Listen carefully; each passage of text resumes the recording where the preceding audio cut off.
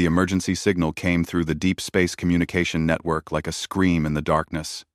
On the great space station that served as the center of the Galactic Council, hundreds of beings from different worlds stopped what they were doing. The signal was not just any message. It was a distress call, and it carried the highest priority code. Ambassador Kethari moved quickly through the station's halls.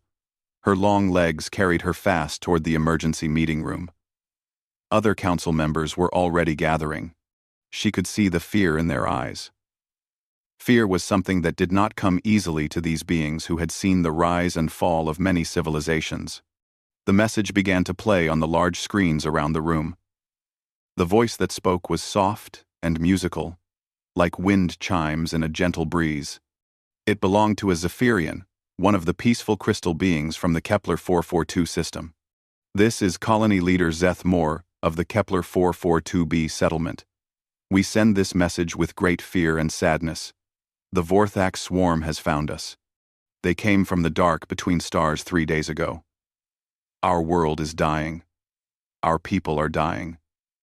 The voice broke for a moment. In the background, other sounds could be heard. Sounds of destruction. Sounds of terror. We have tried to defend ourselves, but we are not warriors. We are farmers and builders. We grow food and make homes. We do not know how to fight. The swarm consumes everything. They take our crops, our animals, our very soil. They poison our air and water.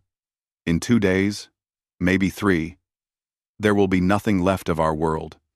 The message continued with technical details about the attack. The Vorthak swarm was well known to the Council. They were a nightmare that came from the edges of known space. They were not just conquerors, they were consumers. They ate entire worlds, leaving nothing behind but dead rock floating in space. Please, the Zephyrian voice said at the end. If anyone can hear this, help us. We do not want to die. We do not want our children to die. We will give anything, do anything, if someone will just help us. Then the message ended. The room fell silent. General Vex Tar was the first to speak. His people, the Korathians, were known as great warriors. Their armies had fought the Vorthak before. The nearest military fleet is in the Andorian sector. Even at maximum speed, they cannot reach Kepler 442 for 4 months. What about the hegemony forces? Asked Council Leader Moldak. 6 months out, replied Admiral Zonley. Maybe more. The debate began immediately. Some council members wanted to send messages of support. Others suggested evacuation ships, though everyone knew they would arrive too late. A few spoke of revenge after the fact, of hunting down this Vorthak force and destroying it. Ambassador Kethari listened to the arguments with growing frustration. These beings could move mountains with their minds, travel between stars in ships that bent space itself, and control the very forces of nature. Yet they were talking about the Zephyrians as if they were already dead. What about the humans? She said suddenly. The room grew quiet. Many of the council members looked confused. Humans? General Vextar asked. The new species? From that little world in the Sol system? They are the closest to Kepler 442, Kethari said. She pulled up a star map on the main screen. 3 days' travel. Maybe less. Admiral Zonley made a sound that might have been laughter. Those primitives? They have barely left their own star system. Their ships are slow. Their weapons are basic. What could they possibly do against a Vorthak swarm? They are the only ones close enough, Kethari insisted. The Zephyrians asked for help. We should at least ask the humans if they can provide any. It would be a waste of time, said General Vextar. Humans are weak. Their world is barely classified as habitable. They have no military tradition worth mentioning. But Council Leader Moldak was studying the star map carefully. His ancient mind was working through possibilities. Send the message to Earth, he said finally. If they refuse or cannot help, We have lost nothing. If they can provide even a small distraction, it might give us time to organize a proper rescue mission." The vote was quick. Most council members agreed, though many seemed to think they were wasting time. The message was prepared and sent to Earth through the quantum communication network. The human response came back faster than anyone expected. It was short and simple. Message received and understood. Deploying peacekeeping force to Kepler 442b. Estimated arrival in 72 hours. Tell the Zephyrians to hold their positions and stay underground if possible. Help is coming. The message was signed by someone called Admiral Sarah Chen of the Terran Defense Force. Peacekeeping force? General Vextar said with disbelief. What? Peacekeeping force? They probably have a few hundred soldiers at most? But Ambassador Kethari was reading the follow-up reports that were coming in from the monitoring stations near Earth. Ships were indeed leaving the Sol system. Not many ships, and they looked small and simple compared to council vessels. But they were moving fast, faster than anyone expected human ships to travel. "How many soldiers?" asked Admiral Zonlei. 200, Kethari replied. 200? General Vextar stood up. 200 humans against a Vorthok swarm?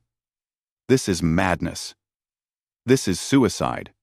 Council Leader Moldak was quiet for a long moment. Then, he spoke in his deep, ancient voice.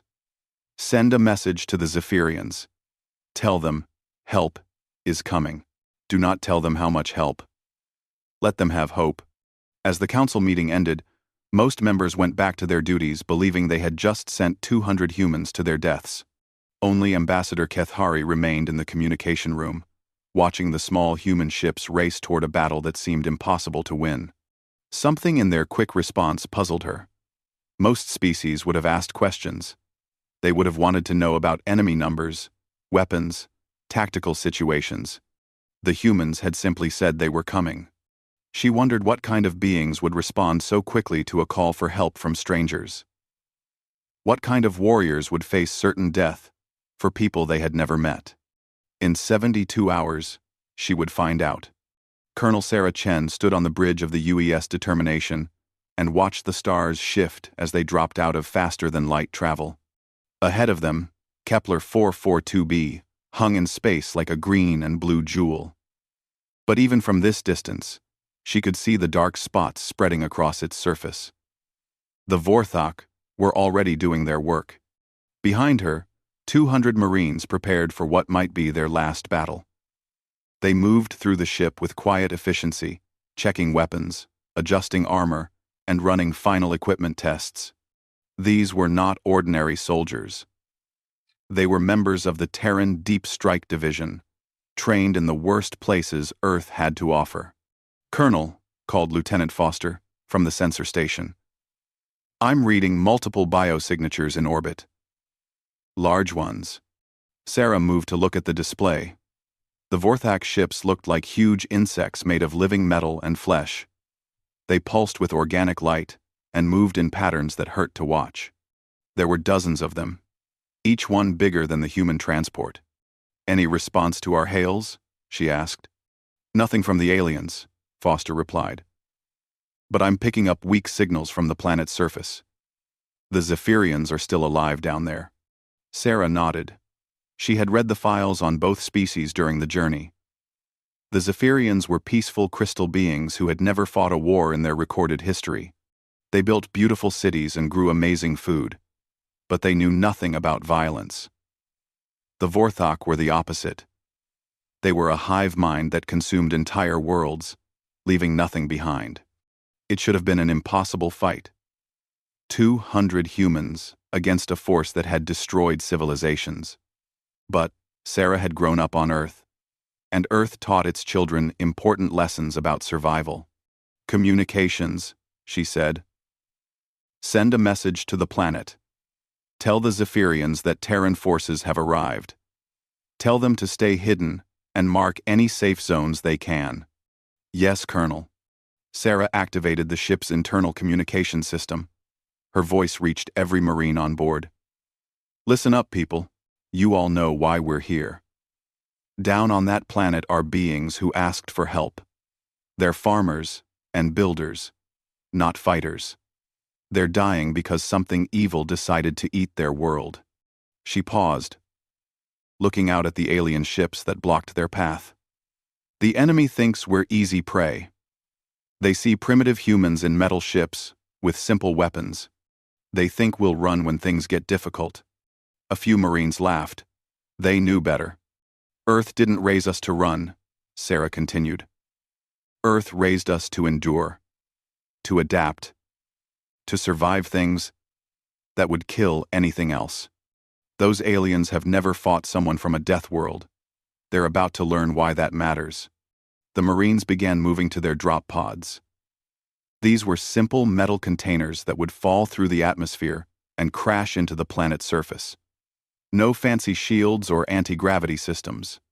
Just humans in armor with guns and the training to use them. Sergeant Thompson was checking her squad's equipment when one of the younger Marines, Private Joe, asked a question that was bothering many of them. Sergeant, do you really think we can win this? There are so many of them. And only 200 of us. Thompson looked at the young man. She had fought in the ice caves of Europa and the crushing depths of Earth's deepest oceans. She had survived things that would have broken most alien species. Zoe, she said, let me tell you something about humans. We're not the strongest species in the galaxy. We're not the smartest. We're not the fastest. But we're the only species that evolved on a world that spent millions of years trying to kill us. She pointed to the window, where the alien bioships could be seen moving in their perfect formations. Those creatures evolved in a hive. They think together, move together, plan together. They've probably never met an enemy that could adapt faster than their collective intelligence. So what makes us different? Thompson smiled. It was not a kind smile. We're persistence predators. Son. Our ancestors hunted mammoths by following them for days, until the prey collapsed from exhaustion. We survived ice ages that lasted for thousands of years. We learned to use fire, tools, and poison. We turned every disadvantage into a weapon. Around them, other Marines were having similar conversations. Corporal Martinez talked about the time his unit survived 3 weeks in the Amazon after their transport crashed. Staff Sergeant Kim described fighting in the radiation zones around Chernobyl during training exercises. Every human on the ship had stories of surviving the impossible. Drop in 5 minutes, announced the ship's pilot. The Vorthak ships are moving to intercept, but we're committed now. Colonel Sarah Chen made her way to her own drop pod. She thought about the reports she had read about the Vorthak swarm. They were efficient. They were deadly. They had consumed over 40 worlds in the past century. But they had one weakness they didn't know about. They had never fought humans. The drop began without ceremony. 200 metal pods fell toward the planet like bullets fired from heaven. The Vorthak bioships fired at them with weapons that could melt most known metals. Some pods were destroyed, but most made it through. As her pod fell through the burning atmosphere, Sarah could hear the voices of her Marines on the communication system. They were not screaming in fear or praying for salvation. They were checking their weapons and planning their first moves after landing. Phoenix, Squad, I want you on the eastern settlement perimeter. Wolfpack, take the central plaza. Look for Zephyrian civilians. Demon Company, you get the fun job. Head straight for the biggest concentration of bad guys. The pods hit the ground like meteors. Metal doors exploded outward, and humans emerged into a world under siege. The air was thick with smoke and strange chemicals. The ground was covered with the dissolving remains of beautiful crystal structures. And everywhere, there were Vorthak warrior drones. Creatures that looked like armored insects the size of bears, moving in perfect coordination as they destroyed everything in their path. Sarah rolled out of her pod and immediately took cover behind a piece of broken wall. Around her, she could hear the distinctive sounds of human weapons firing. chemical projectile guns that used controlled explosions to throw pieces of metal at high speed. Simple weapons by galactic standards, but incredibly effective. The Vorthak warriors turned toward the new threat. They moved with the confidence of predators who had never met serious resistance. They had been consuming this world for days without real opposition. They were about to discover that Earth's children fought very differently than crystal farmers. The first Vorthak drone that charged Sarah's position learned this lesson quickly. It expected to overwhelm a single opponent with speed and ferocity.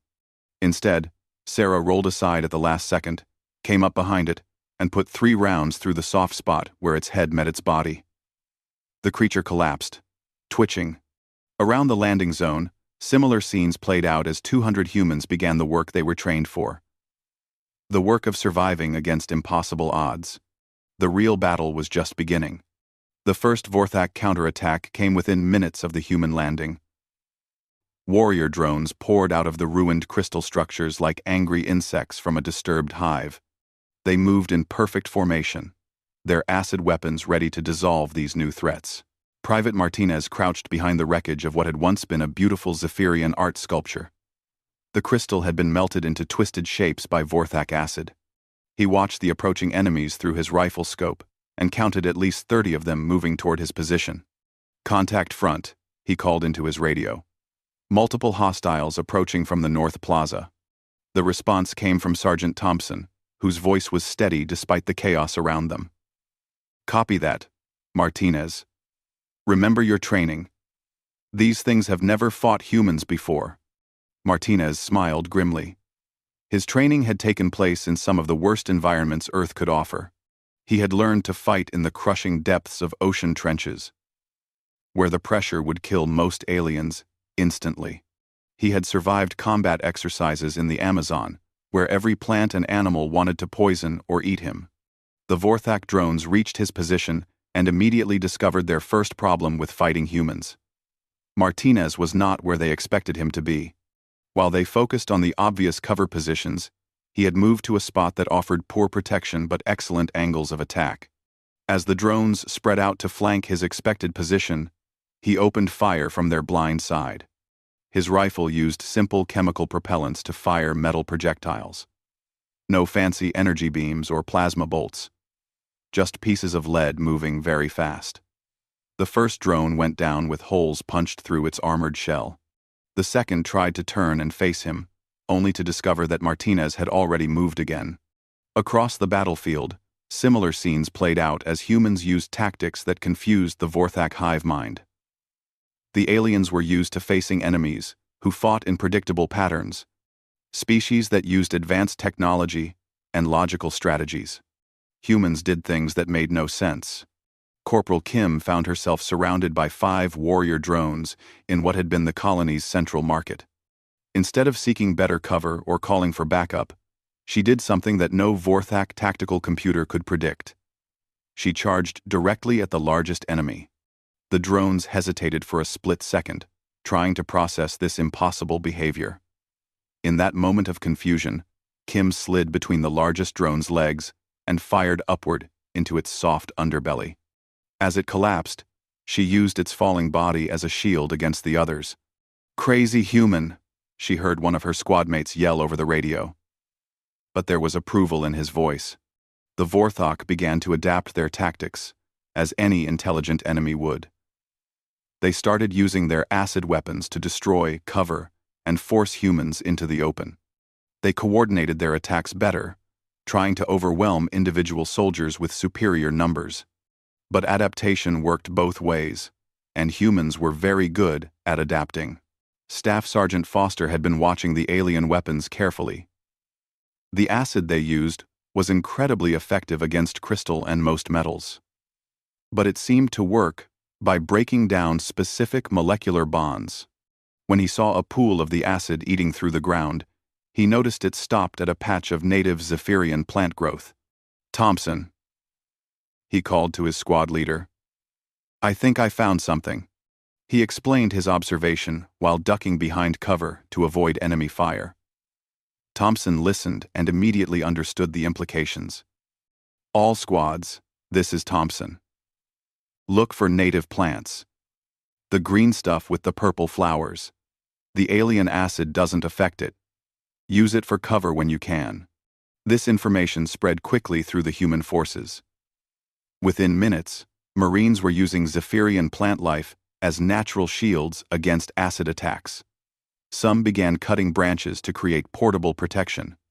The Vorthak hive mind struggled to process this development. The humans were not just adapting to conditions on the battlefield. They were studying the local environment and using it as a weapon. Lieutenant Collins discovered another useful fact when a warrior drone's acid weapon dissolved her helmet's faceplate. Instead of panicking as most species would, she calmly switched to her backup air supply and continued fighting. But she noticed something important. The acid that had destroyed her equipment was now burning her exposed skin. But not as badly as it should have. Human skin, evolved to handle Earth's harsh ultraviolet radiation and toxic pollution, was more resistant to the alien acid than expected.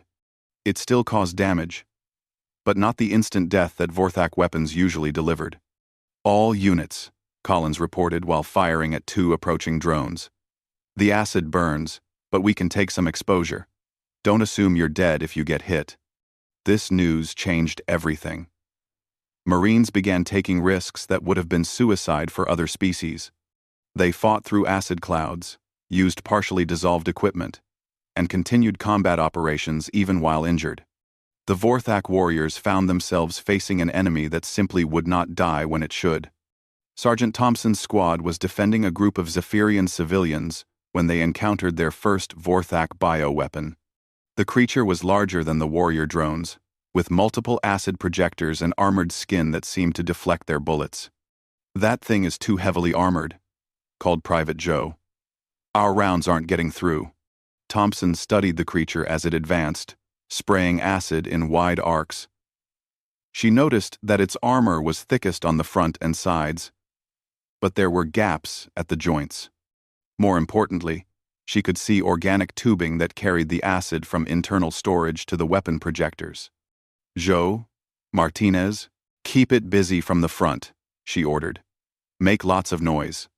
While her Marines drew the creature's attention, Thompson circled around to its flank. When the bioweapon turned to spray acid at Joe's position, she saw her chance. A single precise shot severed one of the acid tubes. The creature immediately began spraying acid all over itself as the damaged tube whipped around freely.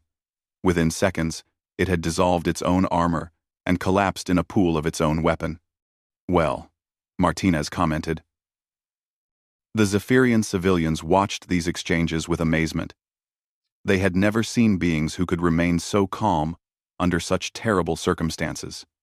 More than that, they had never seen anyone turn the enemy's own weapons against them so quickly.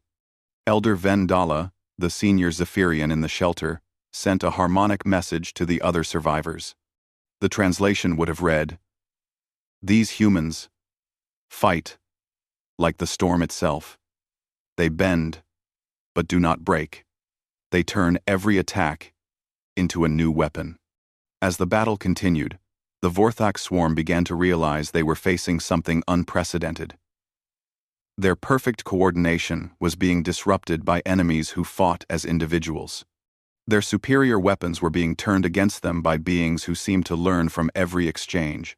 For the first time in their expansion across the galaxy, the Vorthak were being forced to retreat from sections of a battlefield. But the humans were just getting started. As Colonel Chen coordinated the defense from her command post, she was already planning the next phase of the operation. The Vorthak had superior numbers and technology, but they had made one crucial mistake. They had chosen to fight Earth's children on the ground. And humans had spent millions of years learning how to win ground fights against impossible odds. The real battle was about to begin. The Vorthak hive mind was experiencing something it had never felt before. Confusion. For 6 hours, the human forces had been doing impossible things.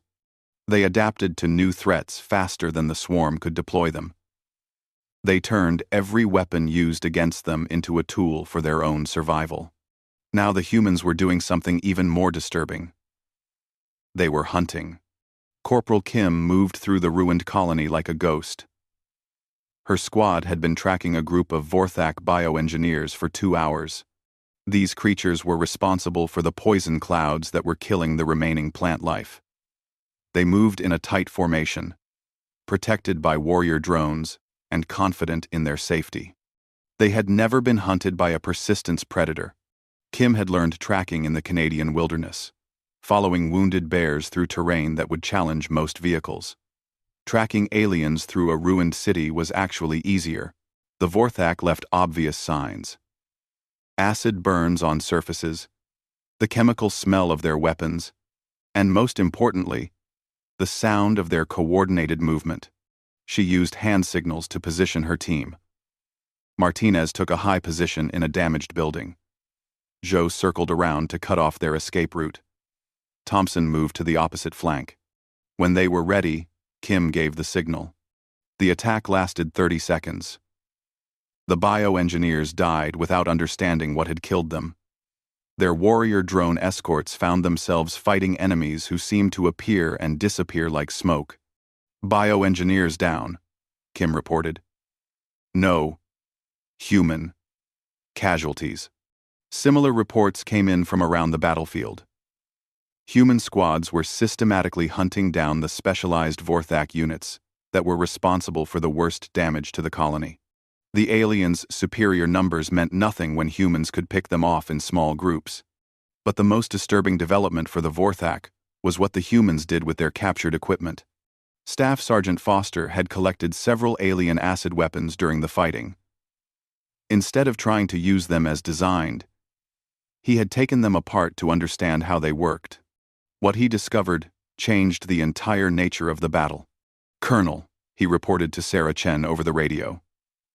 "These acid weapons work by combining 2 chemicals in a mixing chamber. If you reverse the flow." He demonstrated by firing a modified weapon that sprayed a neutralizing compound instead of acid.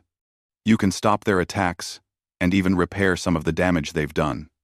Within an hour, human engineers had figured out how to turn Vorthak bioweapons into healing tools. They began repairing the damaged colony structures and treating injured Zephyrians. The aliens watched in horror as their own weapons of destruction became instruments of restoration.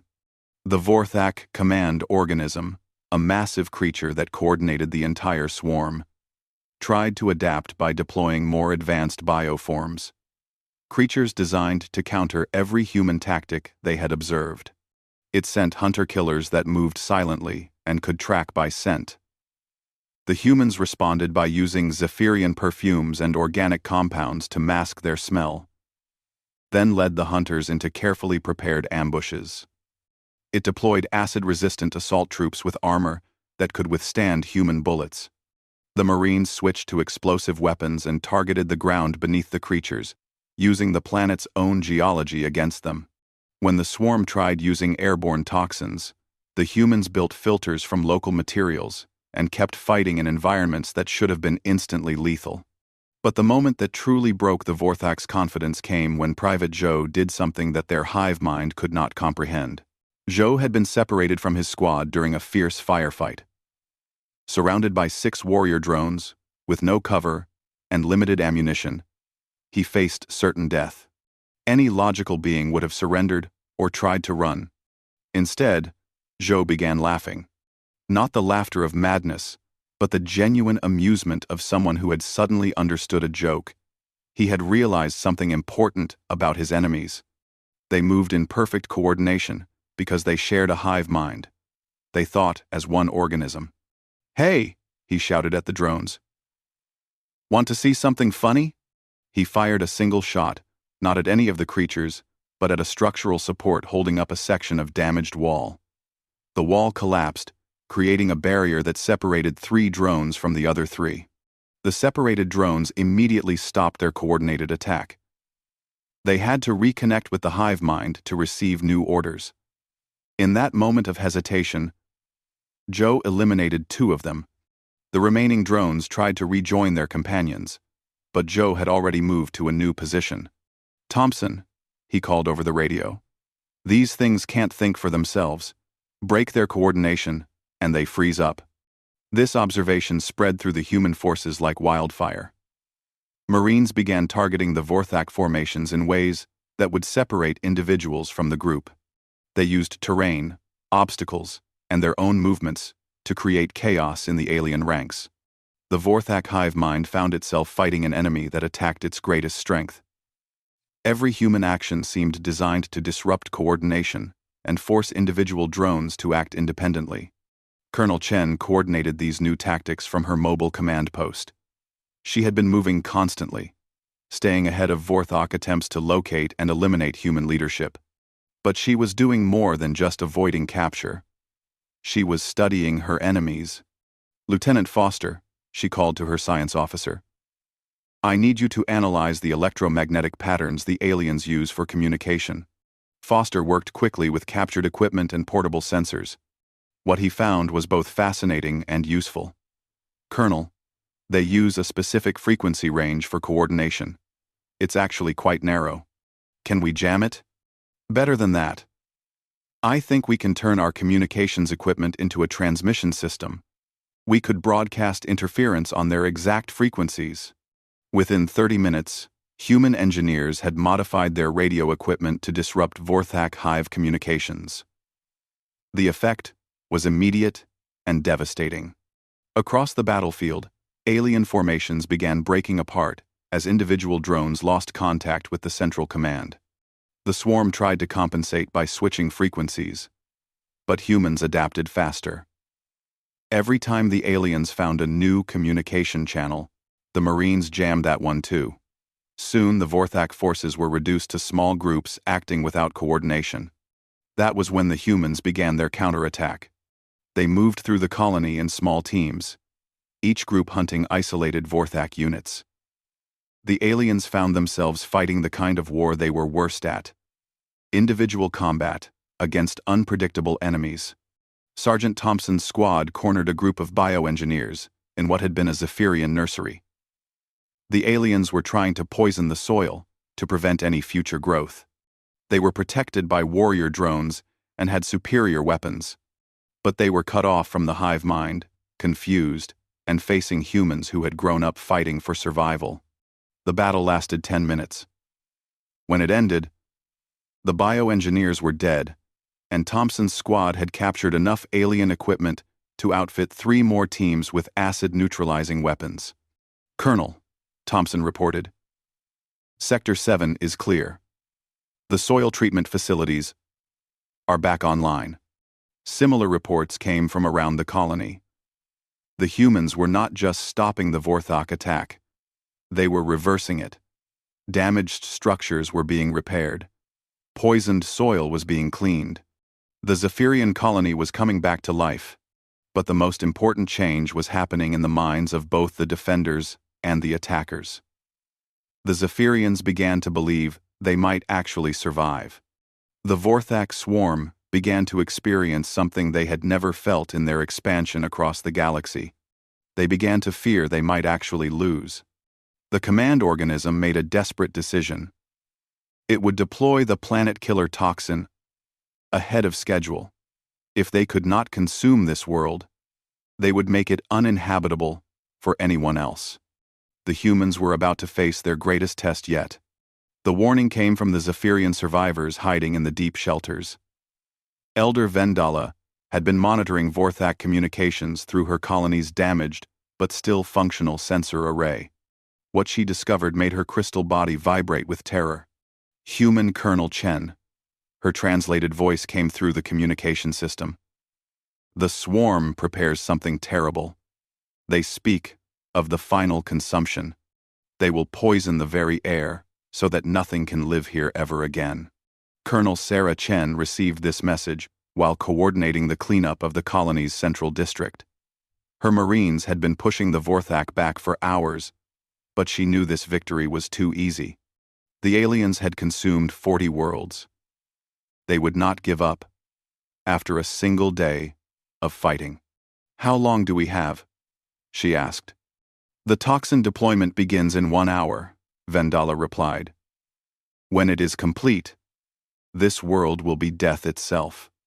Indala. Around her, Sarah's Marines continued their work with calm efficiency. They had been expecting something like this. Earth had taught them that the enemy always had one more weapon, one last desperate attack. The key to survival was not avoiding the final blow, but enduring it. All squad leaders, report to my position, Sarah ordered. We need to discuss our next move. Within minutes, her senior Marines had gathered in what remained of the colony's administration building. Thompson, Foster, Kim, Martinez, and the others looked tired but determined. They had been fighting for 16 hours straight, but none of them suggested retreat. The aliens are about to deploy a planet-killer weapon, Sarah announced without ceremony. Something that will make this world uninhabitable. We have 3 options. We can evacuate and let the Zephyrians die. We can stay and die with them. Or, we can find a way to stop it. What's the plan, Colonel? Thompson asked. There was no fear in her voice, only professional curiosity. Sarah smiled. It was the smile of a predator who had finally cornered her prey. We're going to do what humans do best. We're going to survive something that should be impossible, and we're going to turn their own weapon against them. The plan she outlined was insane by any logical standard. The Vorthak planet-killer toxin would be deployed from their bioships in orbit. The substance was designed to break down all organic compounds on a planetary scale. Once released, it would spread through the atmosphere until every living thing on the surface was dead. But humans had learned to survive in environments that were toxic to most life forms. They had evolved breathing systems that could filter out many poisons. Most importantly, they had learned to adapt their technology to protect them from their own world's attempts to kill them. Foster, Sarah ordered. I want you to analyze samples of this toxin as soon as it starts deploying. Find out exactly how it works. Kim, take your squad and capture as many Vorthak bioweapons as you can. We're going to need their chemical processing systems. Thompson, coordinate with the Zephyrians. Find out what natural compounds on this planet might neutralize or slow down the toxin. Martinez, you get the hard job. I want you to take a team topside and keep the aliens busy while we work. Make them think we're panicking. Rover time. The toxin deployment began exactly when the Zephyrians predicted. Massive bioships in orbit opened organic vents and began spraying a greenish cloud into the upper atmosphere. The poison spread quickly, carried by the planet's wind currents. On the surface, Martinez and his team put on a convincing show of desperation. They fired wildly at approaching Vorthak forces while apparently trying to reach their evacuation ships. The aliens took the bait, believing the humans were finally breaking under pressure. Meanwhile, in the underground shelters, Foster worked frantically to analyze the falling toxin. What he found was both terrifying and encouraging. Colonel, he reported, this stuff is incredibly nasty. It breaks down cellular walls by disrupting protein bonds. But it works slowly enough that we might be able to build immunity to it. How? Controlled exposure. Small doses to let our systems adapt, combined with neutralizing compounds. It's going to hurt, but we might survive long enough to develop resistance. While Foster worked on chemical countermeasures, Thompson coordinated with the Zephyrians to identify local resources. The crystal beings had an intimate knowledge of their world's biology. They knew which plants produced compounds that might help. The silver leaf trees, Elder Vendala explained. They grow in soil that is naturally toxic to most life. Perhaps their defenses could help you. Kim's squad returned with captured Vorthak equipment just as the toxin began reaching ground level. The air outside was becoming visibly green, and remote sensors showed that unprotected organic matter was dissolving on contact. This is it, Sarah announced to her troops. We're about to do something that every other species in the galaxy would consider suicide. We're going to walk into a poison cloud and fight our way to victory. The Marines put on improvised protective gear made from captured alien technology and local materials. They injected themselves with Foster's experimental immunity boosters. They sealed their weapons and equipment in protective containers. Then they walked outside into air that was designed to kill them. The sensation was indescribable. Even through their protection, the toxin burned their skin and made their eyes water. Several Marines collapsed within minutes, their bodies overwhelmed by the poison. But others adapted, their enhanced human physiology learning to process the alien chemicals. "This is insane," Private Joe muttered as he advanced through the green fog. "Welcome to being human," Sergeant Thompson replied. "We've been doing impossible things since we learned to make fire." The Vorthak forces were completely unprepared for this development.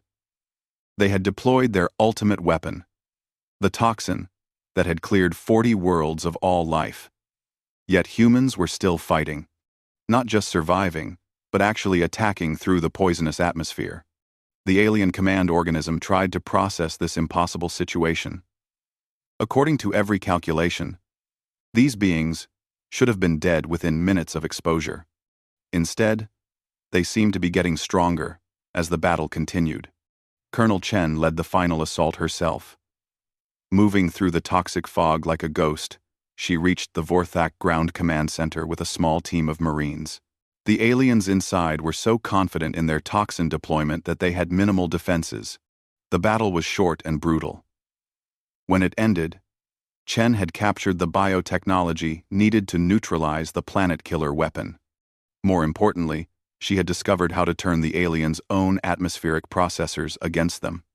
"All units," she broadcast to her scattered forces. "Begin Phase 2 of the operation." 3. Using captured Vorthak technology and improvised human engineering, the Marines began converting the toxin deployment systems. Instead of spreading poison, they started broadcasting neutralizing compounds into the atmosphere. The green fog began to clear as Earth-style chemistry overcame alien bioweapons. But Chen was not content with simply stopping the attack. She had studied the Vorthak bioships during the battle and identified a crucial weakness. Their atmospheric processors worked both ways.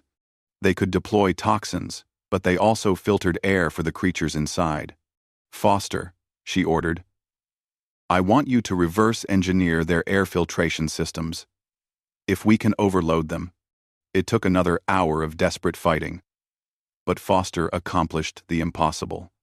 He turned the Vorthak's own atmospheric control systems into a weapon against them. Instead of filtering out toxins, the bioships began concentrating and recycling them. The result was immediate and devastating. The alien ships in orbit began to poison themselves with their own weapon. One by one, they went dark as their crews succumbed to concentrated doses of the toxin they had created.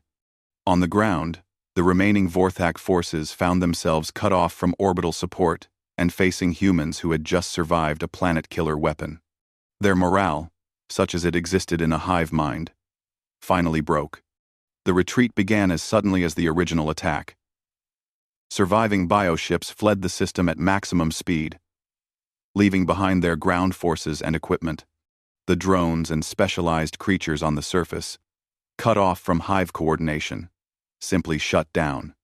In the aftermath, Colonel Chen stood in the central plaza of the Zephyrian colony and surveyed the results of humanity's first major interstellar battle. The crystal structures were damaged, but could be repaired. The soil was contaminated, but could be cleaned. Most importantly, the Zephyrians were alive. "Colonel," Lieutenant Foster approached with his final report. "Casualty count is in. We lost 18 Marines, 43 wounded, but they'll recover. And we captured enough alien technology to keep our scientists busy for decades." Sarah nodded. 18 dead out of 200 was a miracle, considering what they had faced. But each loss hurt. These had been good people who died helping strangers on a distant world. Elder Vendala approached with several other Zephyrian survivors. Their crystal bodies chimed with harmonics that translated as deep gratitude. "Colonel Chen," the elder said, "we do not understand how this was possible. The Vorthak swarm has consumed 40 worlds. They are the nightmare that haunts our dreams. Yet you defeated them with only 200 warriors. Sarah looked up at the clearing sky, where the last traces of toxin were being neutralized by the converted alien systems. Elder, you have to understand something about humans. We evolved on a world that spent millions of years trying to kill us. We learned to survive ice ages, volcanic eruptions, mass extinctions, and our own pollution. She paused, choosing her words carefully. The Vorthak are very dangerous, but they're not more dangerous than Earth. And Earth raised us to never give up, never stop adapting, and never accept defeat as long as we're still breathing. The Zephyrians listened to this explanation with fascination.